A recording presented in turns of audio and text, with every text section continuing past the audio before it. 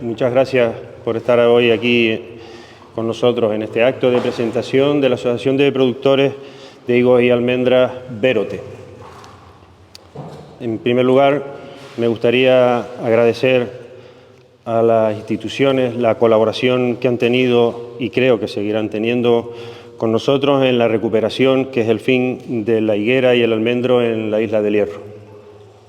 Al Cabildo Insular del Hierro, a través de sus consejerías de Agricultura y de Medio Ambiente, al Ayuntamiento del Pinar, Ayuntamiento de Valverde, al Ayuntamiento de Frontera, al Gobierno de Canarias, a través de las consejerías de Agricultura y Transición Ecológica, y a través de la empresa pública GMR, la cual está llevando un proyecto de recuperación y sobre todo a las personas que han compartido sus conocimientos y siguen colaborando, aportando la información necesaria para encauzar y realizar este proyecto de recuperación. También una mención especial a nuestros ponentes, que desde el primer momento han querido participar y difundir sus conocimientos. Para llegar aquí hay que hacerse tres preguntas. El por qué nace esta asociación, qué pretendemos y qué objetivos tiene. El por qué nace esta asociación. Nace de la idea de unos amigos de ver cómo nuestros campos, nuestro paisaje, lo que trabajaron nuestros antepasados y nosotros mismos que fuimos partícipes, vemos cómo se está perdiendo, se está abandonando. ¿Qué pretendemos? En primer lugar, involucrar a la mayor cantidad de personas e entidades en esta labor. Es fundamental que tengamos una idea común y de participación. ¿Qué objetivos tiene?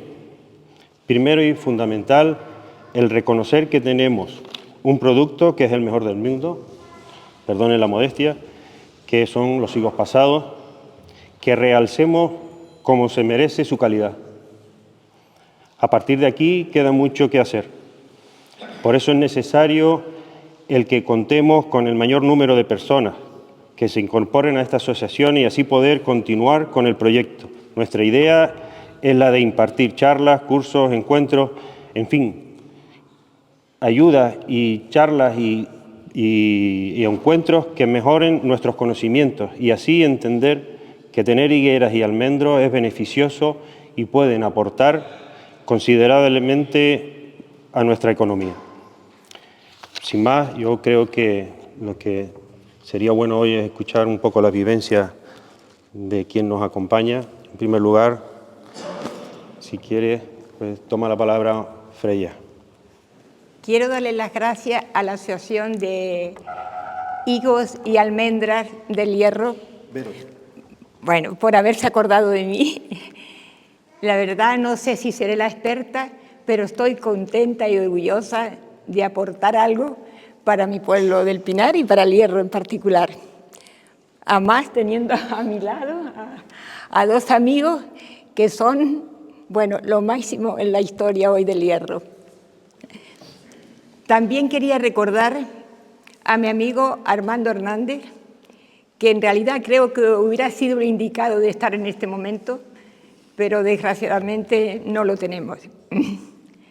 Otra de las personas que también me hubiera gustado que estuvieran aquí es Virgilio Fernández. Aunque es mi primo, no tiene nada que ver.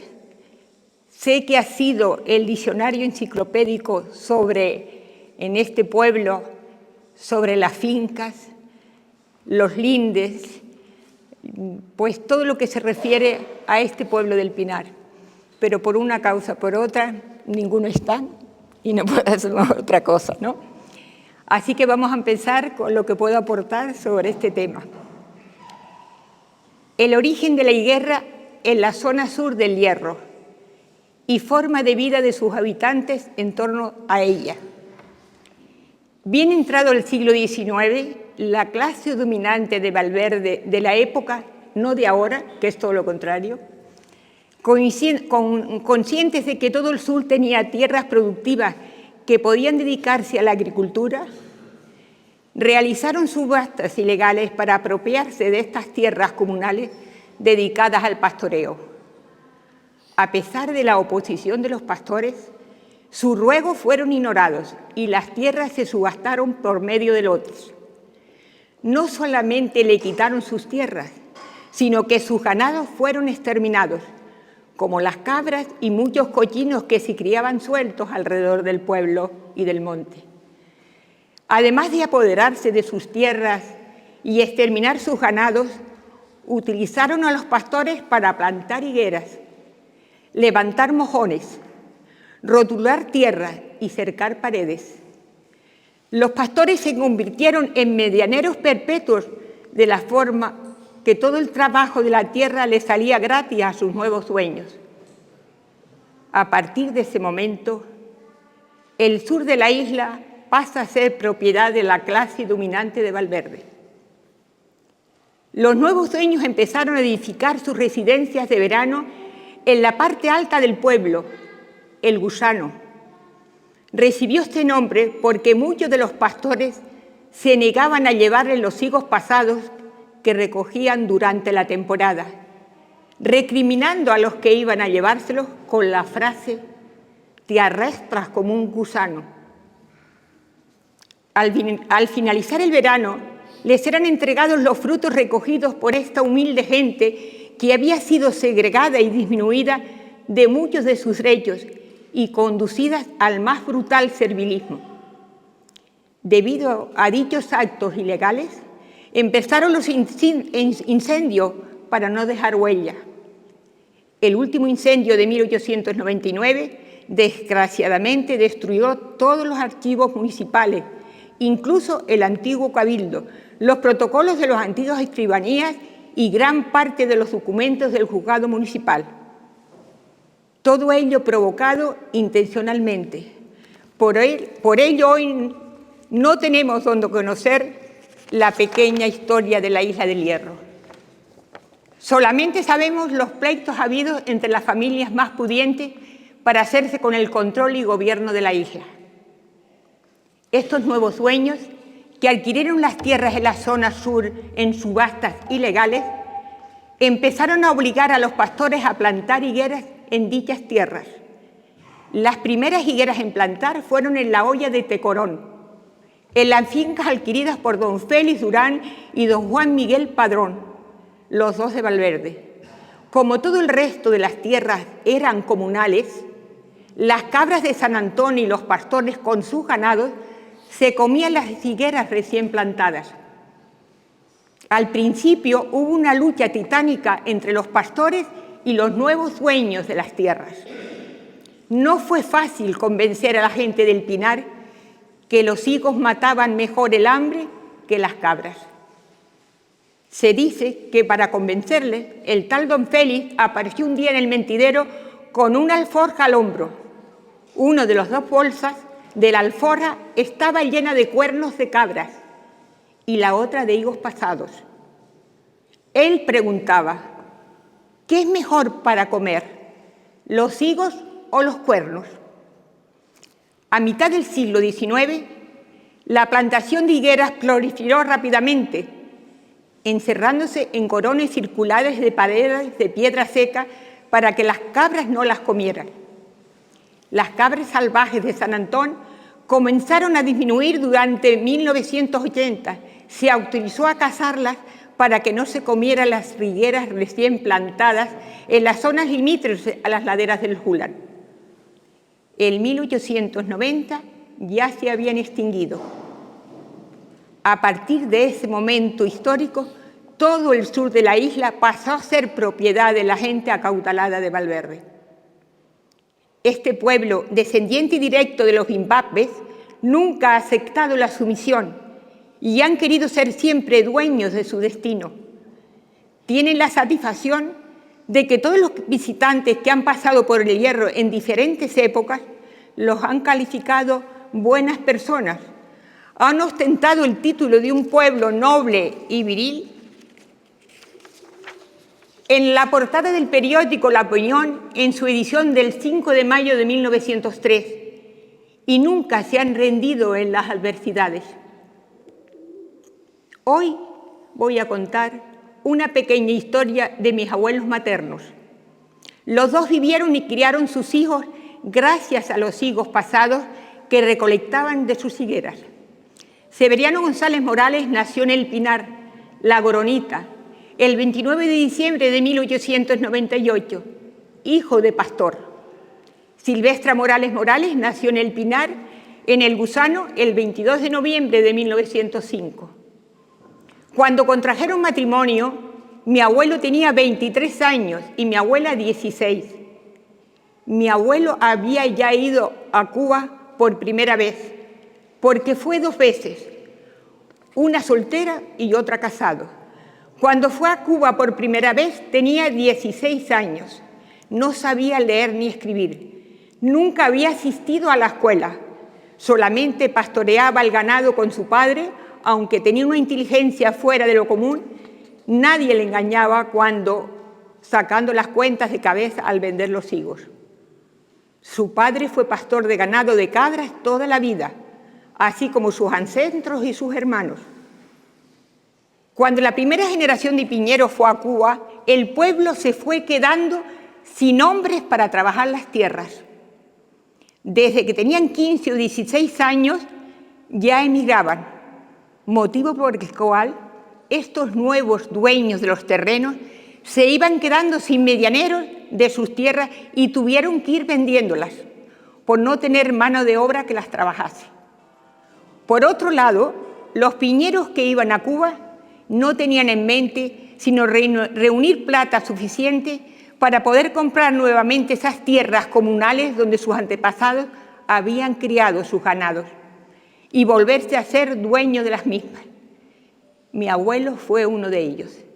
Cuando llegó a Cuba, lo primero que hizo fue ir a trabajar en la caña de azúcar de sol a sol para poder reunir dinero suficiente y mandárselo a su padre para que fuera comprando algunas fincas que se iban vendiendo los caciques de Valverde. El dinero se enviaba en mano, con algún paisano que regresaba al hierro.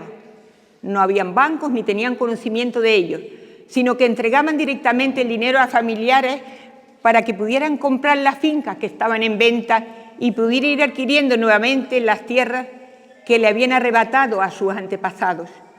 Pues era la meta de todo piñero que emigró a Cuba en ese momento. Cuando mi abuelo llegó de Cuba soltero, ya su padre le había comprado la finca El Pinito, en Los Hables, a don Vidal Quintero Rocha, natural de Valverde, el 28 de junio de 1920, por el precio de 500 pesetas. Luego, la segunda vez que fue a Cuba, ya casado, compró las fincas del Canto cerca de Tecorón y un lote en el Hulan, lindando con el lote de Juan Fernández, Juan Baltasar, todas ellas dedicadas a la plantación de higueras. Anteriormente habían sido de don César Padrón Espinosa de Valverde. Como mi abuelo, lo hicieron la mayoría de piñeros que fueron a Cuba. El pueblo y sus tierras volvieron poco a poco a pasar a manos piñeras. En estas últimas décadas se han ido comprando las fincas de mata que fueron adquiridas por Juan Castañeda de Los Guerras. Dicha finca la había tenido de medianero toda la vida Valentín González Machín de Las Casas, a una tal doña Amelia de Valverde. También una de las fincas de la Empalizada la compró Juan Quintero, Juan Urquía.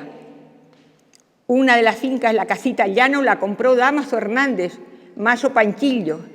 Su hermano José Hernández, José Panchillo, la finca de Olla de Juan de León. En el Cascajo, Gorón Infante compró Miguel Morales, Miguel Pitón. Todas ellas fueron compradas con dinero de Venezuela. Todavía hoy, los más viejos recuerdan muchas casas en El Gusano, propiedad de la gente de Valverde. Uno de los últimos en vender de dicha casa fue el senador Federico Padrón, que se la vendió a una alemana. En una época fue famoso don Domingo Padrón, Domingo Pío, muy famoso en Valverde. Se mudaba al Pinar al Gusano. los veranos para que los medianeros le entregaran los higos pasados que habían recogido de su finca. Otro cacique de Valverde fue don Isidro Padrón Hernández, que tenía su casa en el Roque y también venía todos los veranos a recoger los higos que los medianeros recolectaban en varias fincas que poseía. Uno de esos medianeros fue Cristóbal Padrón Zamora, conocido con el sobrenombre del Cabo Cristóbal, primer repartidor de cartas en el Pinar. El tal don Isidro era a la vez recaudador de tributos en el pueblo y no cobraba a los vecinos si no le llevaban algún regalo, como huevos o alguna gallina. Si esto no ocurría, les hacía ir a Valverde para pagar dichos tributos. Los últimos que están viniendo en el verano al Pinar, pero ya personalmente a recoger sus higos de las higueras, son la familia de los Canos, que todavía tienen fincas en el Mate. La forma de repartir los higos era el tercio, 2 partes para el dueño de la finca y 1 para el medianero. No obstante, antes que las higueras produjeran el fruto, esa pobre gente tenía que rotular tierra, cercar paredes y plantar higueras sin beneficio de ninguna clase y saliendo gratis a los nuevos dueños. La mayoría de esas fincas adquiridas nuevamente por los piñeros estaban bastante lejos del pueblo, como los Hables y el Júlar, a 1 o 2 horas caminando, que se convertían al doble si contábamos el camino de ida y vuelta. Fue por esto porque empezaron a edificar unos pajeros en dicha finca. Estos pajeros estaban hechos de piedra seca, sin encalado de ninguna clase, y el piso de bosta de animales, con un pequeño aljibe al lado, así como tinglados para tender los higos y un horno para cuando los higos se mojaban poderlos secar. Además, un alprende para los animales y un arrimadero con 3 teniques para cocinar. Los pajeros tenían techo de colmo o de zinc, así como los tinglados. Eran igualmente de piedra seca, eran altos en la parte delantera y bajos en la trasera, para que pudiera entrar el sol a todos los higos que estaban tendidos y cuando lloviera no se mojaran. Mis abuelos fueron unos de los muchos que construyeron estos pajeros en su finca del Pinito, con un aljibe, un horno y 2 tinglados. En esos pajeros se mudaban los 2 meses de verano y solamente venían al pueblo a comprar a la tienda como el aceite y el azúcar, aunque aceite era poco porque cocinaban y freían con manteca de cochino. Cada familia criaba un cochino todos los años para tener carne salada y todo lo derivado del cochino durante el año. Cada familia tenía 2 o 3 burros para cargar los higos y poderlos llevar de las fincas al pueblo una vez pasado. Casi no existían vacas.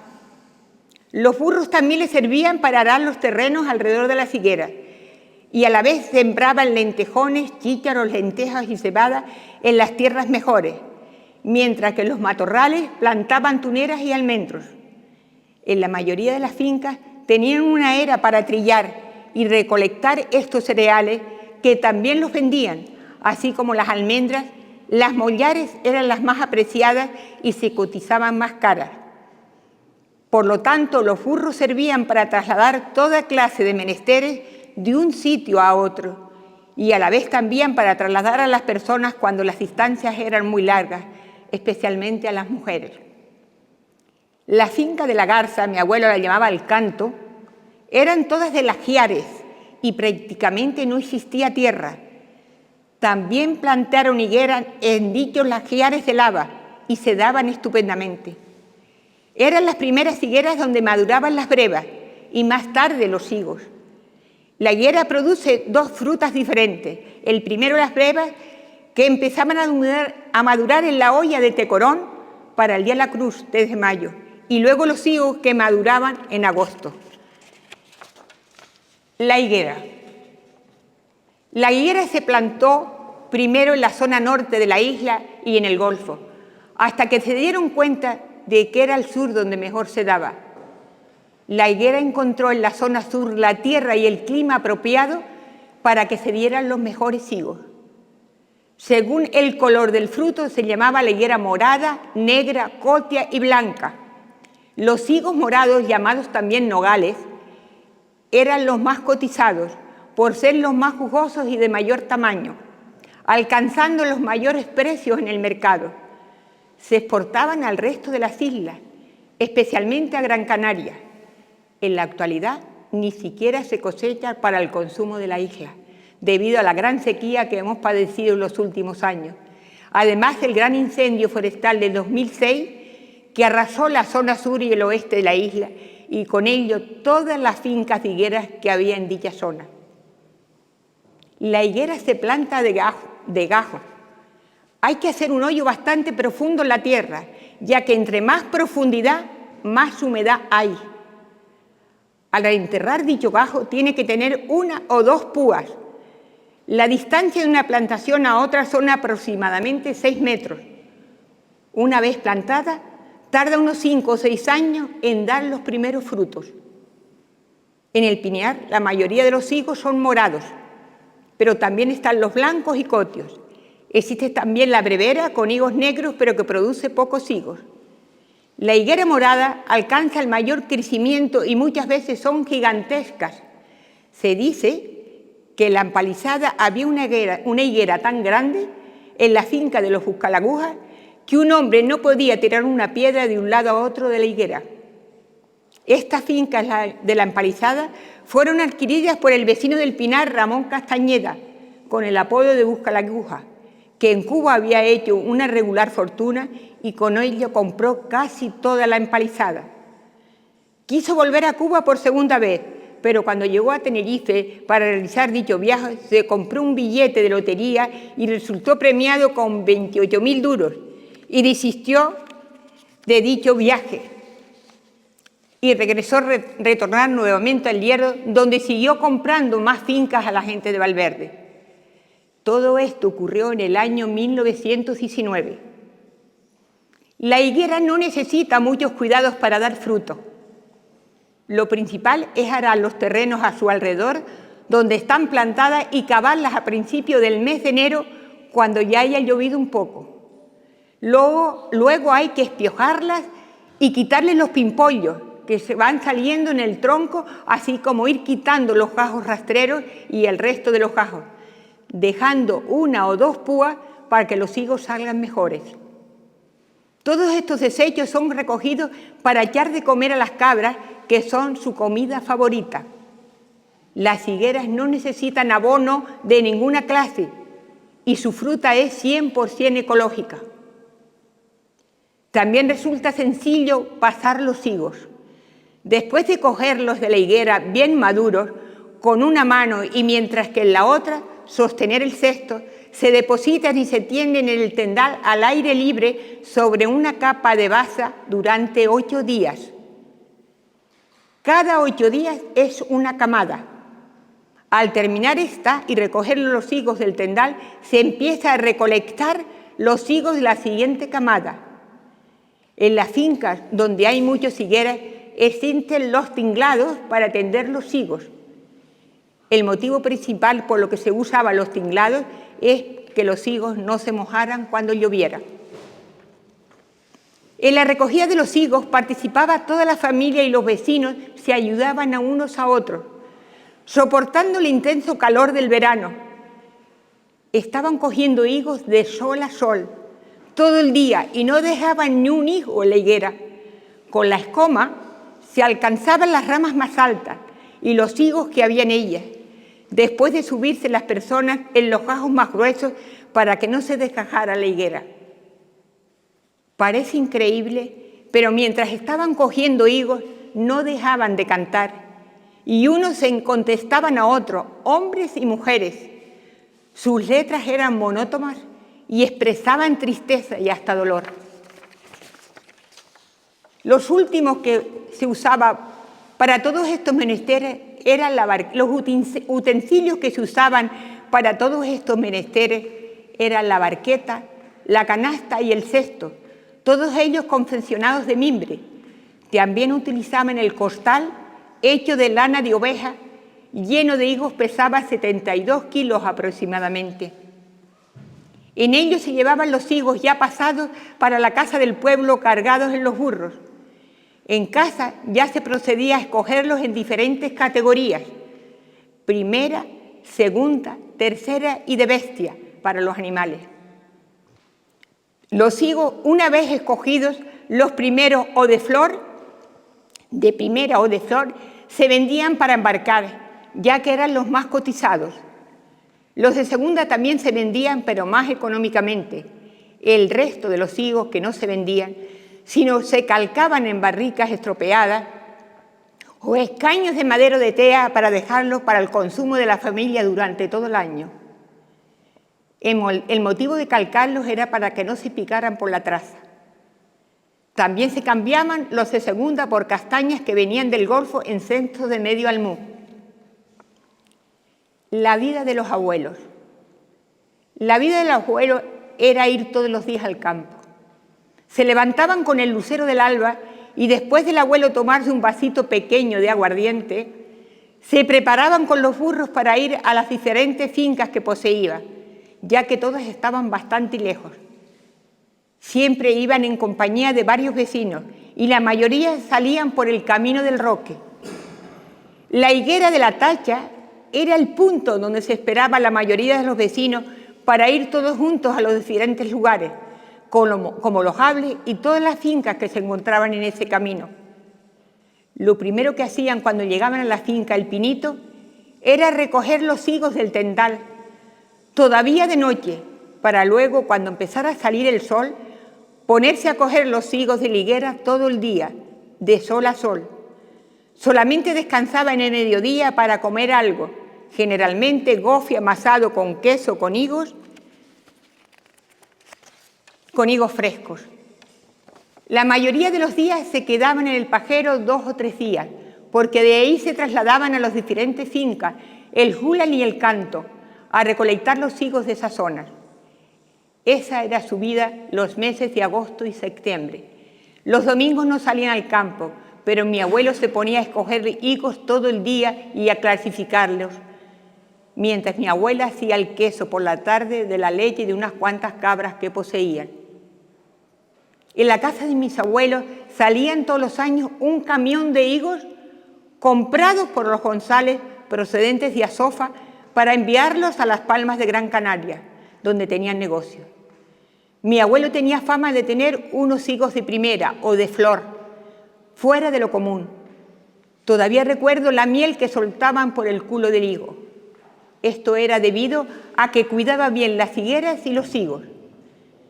Mientras estaban en el tendal, se viraban todas las noches y se iban quitando los malos para las bestias. No tenían otros ingresos, sino lo que cobraban por los higos en el verano y por el queso que hacía mi abuela y vendían en las tiendas del pueblo. Mi abuelo nunca tuvo que trabajar a jornal para nadie y pudo sacar a sus hijos adelante con lo que producían sus fincas compradas con dinero de Cuba.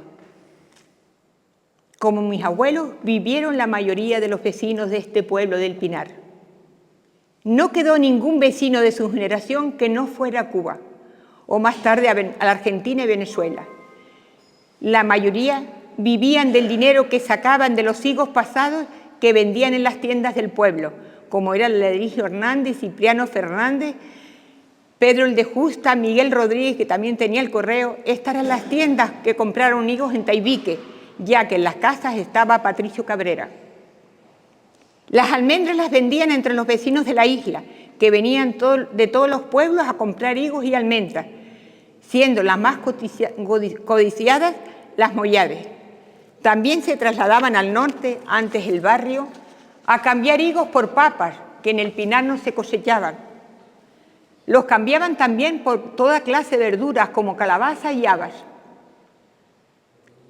Hubieron grandes cosecheros de higos en el Pinar, entre ellos Ramón el Tecoronero, en la olla de Tecorón, José Castañeda González, en la Sabinilla, Ramón Morales, apodado Ramón Carnerito, en la olla El Gallego y Montaña Quemada, Juan Fernández, Juan Baltasar, en el Julan, Eligio Gutiérrez y su mujer Herminia Daniel, en Los Hables, Ventura Hernández, en Los Hables, Camila Padrón, en Los Pajeros, Juan Padrón, Juan Lerna, en Los Cariles, José Pérez, en la Costa, Francisco Santos en Las Lapas, Sebastián González de las Casas en Los Hables, y así muchísimos más, no podría enumerarlos a todos. Todos ellos vivieron de sus fincas y higueras y pudieron sacar a sus hijos adelante, ya que la higuera no le afectó la sequía del 48. Para secarse la higuera tienen que haber muchos años sin llover, pues sus raíces son muy profundas. A mayor profundidad que se entierre el gajo, más humedad hay en el subsuelo, que luego se van mezclando con la poca agua que les cae todos los años en la superficie. Así que esa generación de piñeros que compraron sus fincas con dinero de Cuba no tuvieron que volver a emigrar. No obstante, sí es cierto que en dicha sequía del 48 tuvieron que emigrar nuevamente las nuevas generaciones de piñeros a Venezuela y a las Islas Mayores, y se fueron extinguiendo la mayoría de pastores del pueblo, ya que las hierbas eran escasas para alimentar su ganado y no había agua. Ocurrió lo mismo en la dehesa comunal, por lo que tuvieron que trasladarle unos cuantos a la comarca de Azofa de Medianeros por haber mejores pastos y más agua para poder subsistir. Por último, quiero comentarles que mi abuelo, en los últimos años de su vida, murió con 97 años de edad en mi casa en Las Palmas de Gran Canaria, y cuando se estaba muriendo, lo único que decía era que en su finca del Pinito había cogido 7 costales de higos de una camada, siendo esa la última frase que salió de sus labios.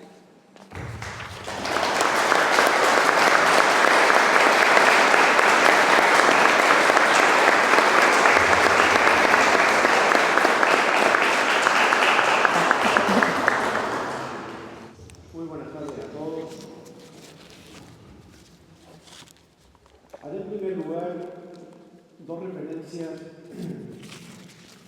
respecto a los siglos pasados y a algunas autoridades de la isla. Y es que en el mes de diciembre del año 1940, el entonces delegado del gobierno de la isla presentaba una relación de comerciantes y tenedores de higos pasados que solicitaban autorización para el embarque y exportación de estos higos. Se trataba de un total de 9.396 kilos de higos de primera. En una reunión entre el presidente del Cabildo y los alcaldes, acordaron que una pequeña cantidad de estos higos debían quedarse en la isla para el consumo de sus habitantes. De los 21 comerciantes reseñados en aquel listado elaborado por el delegado, 4 de ellos disponían de más de 1.000 kilos de higos. Estos comerciantes eran don Patricio Cabrera del Pinar, con 2.250 kilos, don Celestino Acosta, también del Pinar, con 1.250 kilos, y 2 residentes en Valverde, don Hildebrando Reboso, con 1.769, y don Mateo Padrón, con 1.625. Hemos de tener en cuenta que este listado fue elaborado a finales de año, en el mes de diciembre. En los meses anteriores ya algunos comerciantes y exportadores habían exportado, como es el caso de doña Candelaria Quintero del Pinar, que había exportado unos 4.000 kilos de higos, o don Patricio Cabrera también alrededor o cerca de los 4.000 kilos de higos. Una veintena de años antes, en 1920, el alcalde de Valverde se dirigía al delegado manifestando que, siendo la base de la alimentación de los habitantes de la isla en sus diferentes clases sociales, las papas, el gofio y los higos pasados, y careciéndose en la actualidad de los 2 primeros artículos, aconseja suspender por el momento el embarque de la fruta de referencia, o sea, de los higos pasados. Indica que los higos pasados se seleccionan en clases y todos los años se han venido embarcando las clases superiores a Las Palmas, por ser esta plaza de mayor consumo y mejor oferta. Señala que el año pasado se embarcó también la clase inferior, la de tercera, que es la que se consume en la isla. Y es esta clase inferior la que no debe salir, debe consentirse su salida, mientras no transcurran los meses y las circunstancias nos señalen su salida o no. De estos datos observamos que los mejores higos eran exportados, no solo los de primera, también los de segunda, y eran los más pequeñitos, los de tercera, los que se quedaban para el consumo de la isla. Incluso, en alguna ocasión se exportaban también, y el alcalde aludía a que en ese momento pues deberían quedarse para el consumo de la isla porque no había que comer. Con estas dos referencias queremos señalar la importancia que para la alimentación de los habitantes de la isla han tenido los higos pasados. Como decían nuestros mayores, los higos han matado el hambre. Y así ha sido. Un plato de higos pasados acompañaba a cualquier comida en cada casa. Servían también para llevarlos en las talegas nuestros hombres de campo, para desayunar, merendar o incluso cenar junto a un trozo de queso. Los niños, cuando iban a la escuela, llevaban en sus bolsillos los higos para comer durante el recreo, si es que llegaban a ese momento. Por eso ha sido un alimento fundamental en la dieta de los herreños a lo largo de la historia.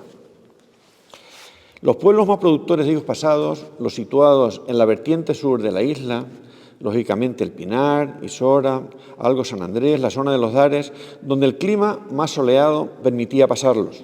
Sus vecinos los intercambiaban por otros productos que allí escaseaban. Así lo hacían cuando cada año numerosos vecinos de los pueblos del norte de la isla procedían a intercambiar productos como papas, habas, etcétera, por higos. Eran los preciados higos del hierro. Hasta fechas relativamente recientes era frecuente ver a los vecinos de los pueblos del norte acercarse al Pinar, a los pueblos del Pinar o de Isora para participar e intercambiar papas por higos.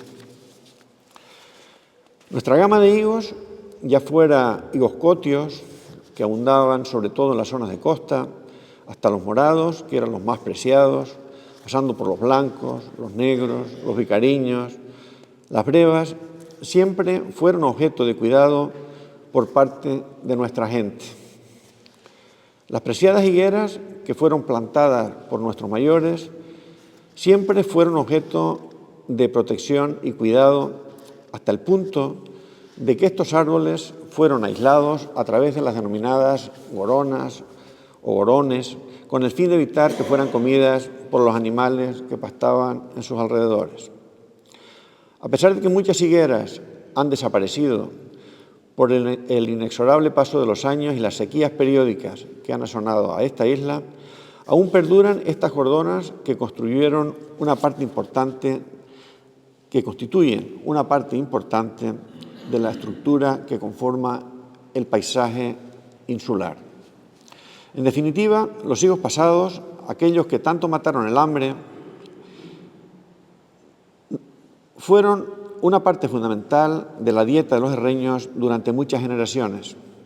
Y por ello, las generaciones presentes y futuras deben al menos conocer el importante papel que desempeñaron para la pervivencia de los herreños y que pudieran vivir en esta isla, cuando los alimentos procedentes del exterior eran escasos o inexistentes, al contrario de lo que pasa en los tiempos actuales. Pues nada más y muchas gracias.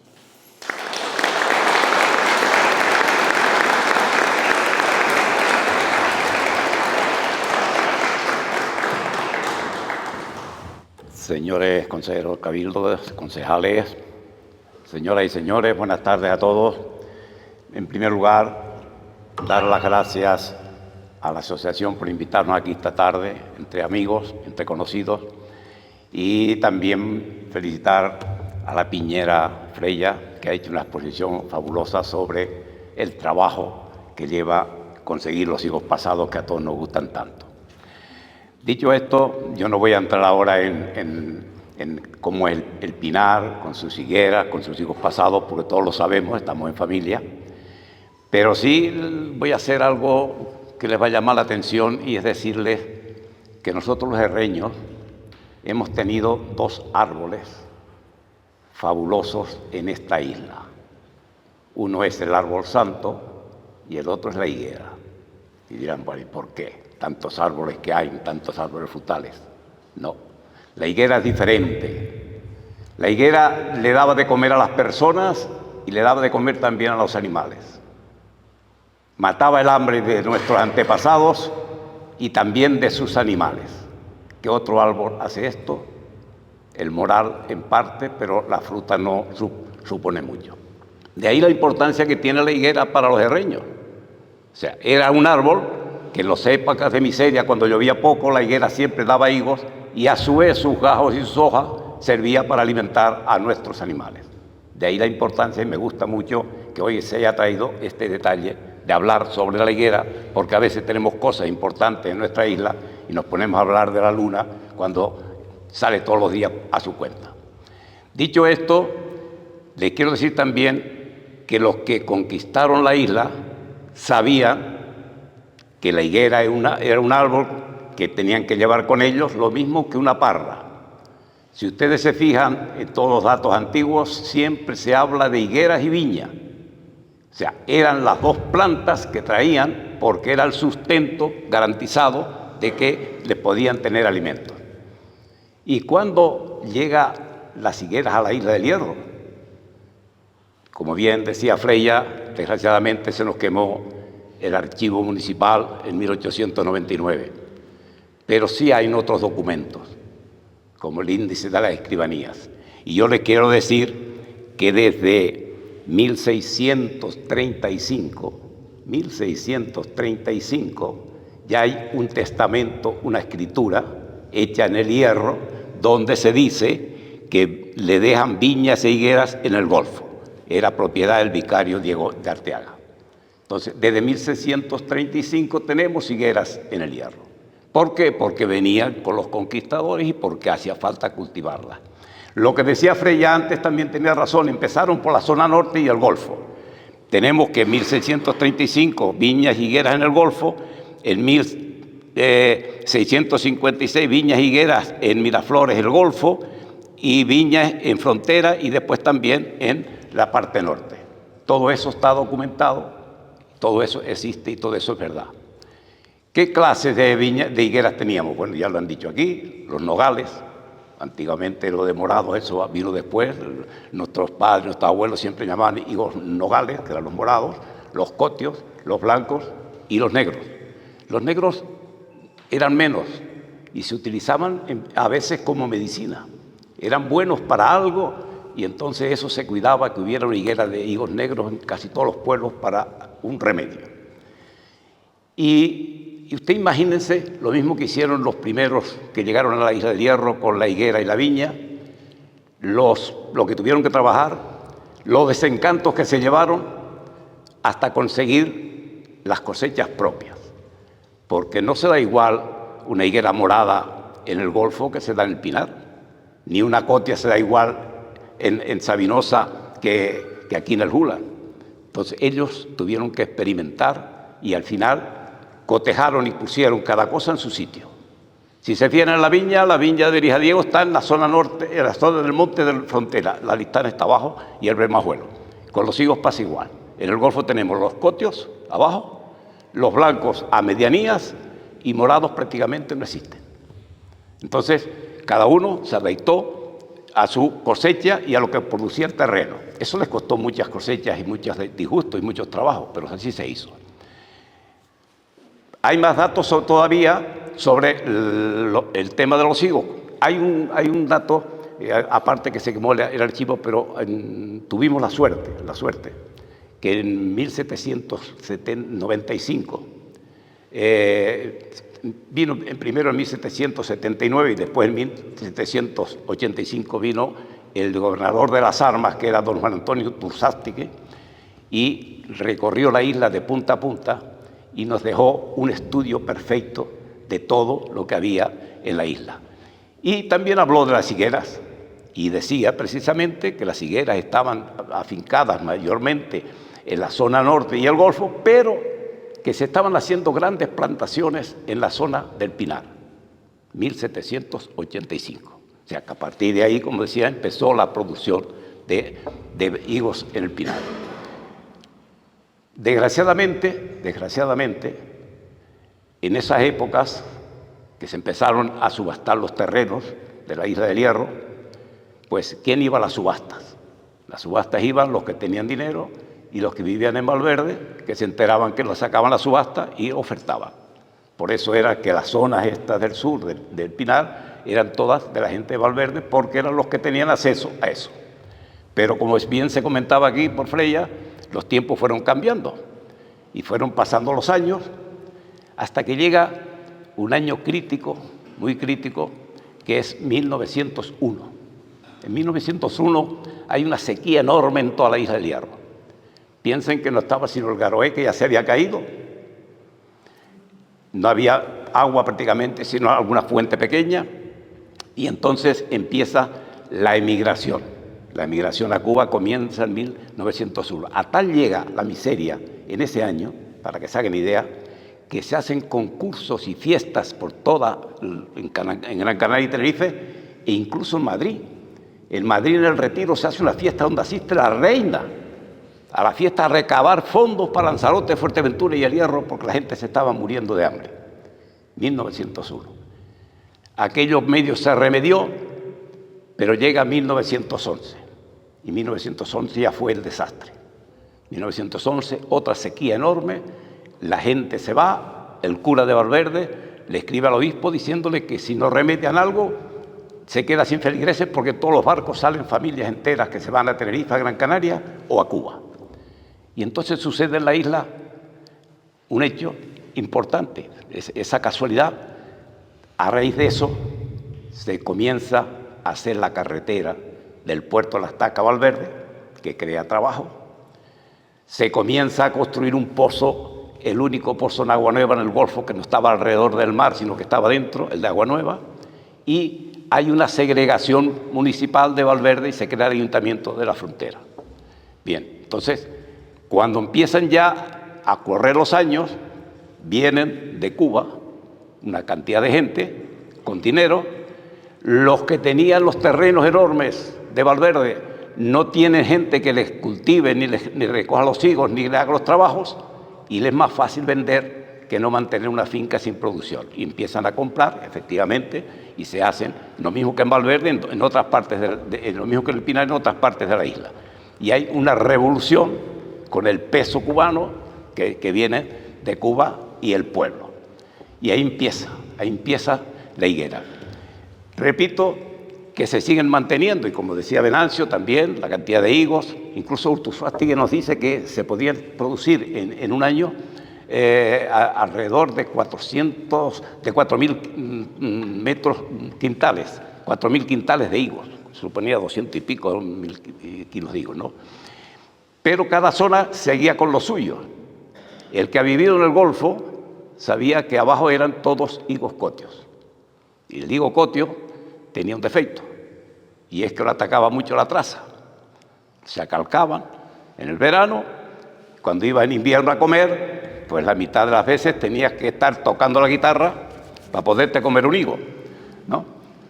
No sé si me explico, ¿no? Era muy difícil conservarlo. Sin embargo, el higo del Pinar pues tenía mejor calidad. San Andrés y Sora, aparte de esa, pues ya era más higueras blancas y también algunas moradas, pero se siguieron conservando. Y por supuesto en su época fue una gran entrada de dinero por la entrada de los higos pasados. Se exportaba vino, higos pasados y poco más. Es lo que salía de la Isla del Hierro durante muchos años, aparte de que se consumía. Entonces yo pienso que hoy pues es una alegría saber que la higuera al final, aunque no se cojan tantos higos ni nadie tenga tantas higueras, pero que le estamos haciendo un pequeño homenaje a ese árbol, repito, que no hay otro que se le compare, que tanta hambre ha matado y que tan bien lo ha hecho. Los animales, no se olviden que también, sobre todo en la zona del Golfo, yo me acuerdo de chico, se cortaba la hoja, el Golfo no producía mucha hierba ni mucho pasto, entonces cuando tenías que ir a vendimiar, que tenías las vacas y tenías todo allí, tenías que buscar comida, juntando pastitos, se cortaba la hoja de los morales primero, después de las higueras, y se cortaban también los gajos, porque había que echarles de comer. Y era curioso, había un sistema, una táctica, y era que los gajos para las vacas se les picaban a 5 centímetros, pero los gajos para los burros no se podían dar a 5 centímetros, porque se ahogaba. Había que cortarlos como si fueran las papas Frito-Lay que vienen ahora, había que cortarlos muy finitos para que los burros pudieran comer los gajos, pero se limpiaban porque la miseria era tanta, y entonces la higuera que se limpiaba volvía a salir el próximo año mucho más frondosa y los higos mucho mejores. Un honor estar hoy defendiendo a un árbol nuestro que todos conocemos, que ha matado tanta hambre y que tantos sacrificios costaron, y agradecer de nuevo a todos ustedes su presencia. Muchas gracias.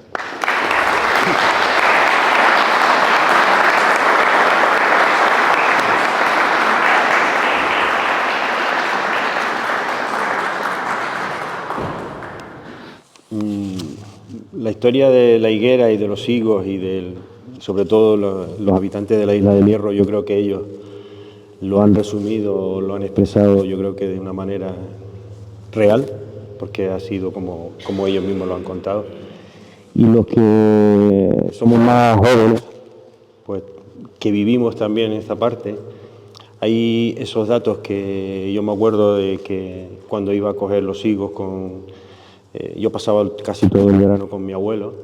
Era un trabajo que se realizaba casi en familia, porque iba mi abuelo, iba mi madre, iban mis hermanos, iban mis primos, iban mis tíos.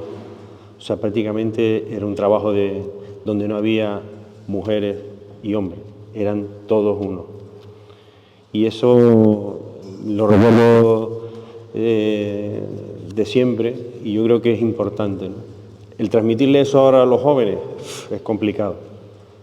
El decirle que los más pequeños eran los que se subían arriba a las puntas a coger esos higos que de los mayores no llegaban, por el miedo a que se partiera un gajo. Pues todas esas cosas, todas esas vivencias y esas experiencias a veces son difíciles de expresar, pero es la realidad en la que vivimos, ¿no? Por eso es que esa pasión que vivimos de pequeño es lo que nos ha unido para intentar crear esta asociación, intentar aunar un esfuerzo, y yo creo que es vital. Hoy me preguntaban que un poco cuál era la percepción que podía uno tener entre lo que era en sí la higuera y el paisaje, ¿no? Y yo le decía que para mí el asomarme a Tanajara y ver todos los cercados, las huertas cultivadas, cuidadas, en un verde esplendor, o como tenemos ahora la imagen de las higueras que están reventando, para mí eso es lo más. El ver por el Hulan o ver hace unos años cómo se van convirtiendo prácticamente en esqueletos de secano, pues la verdad es que a uno lo entristece, ¿no?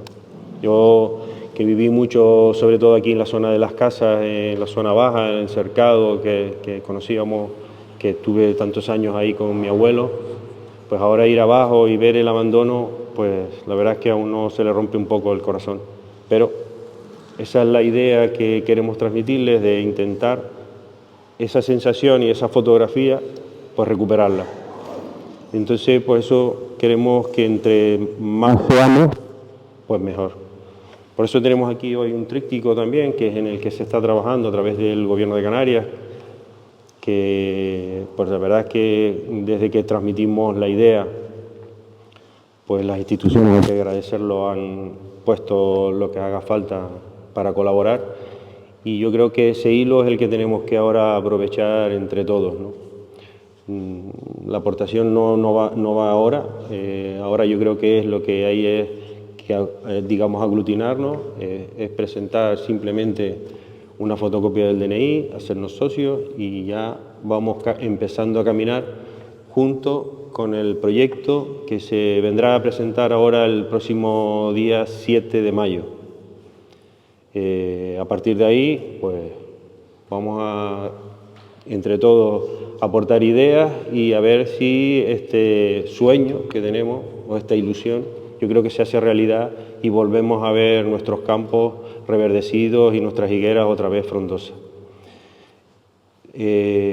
Para no alargar más la tarde, yo creo que tenemos ahora que compartir un vasito de vino, que yo creo que es la mejor forma. Agradecer al Consejo Regulador también la aportación que ha hecho con sus botellas, a Bodegas Elizar también, que también ha hecho su aportación, y así compartir un ratito entre todos. Muchísimas gracias por su presencia hoy aquí con nosotros.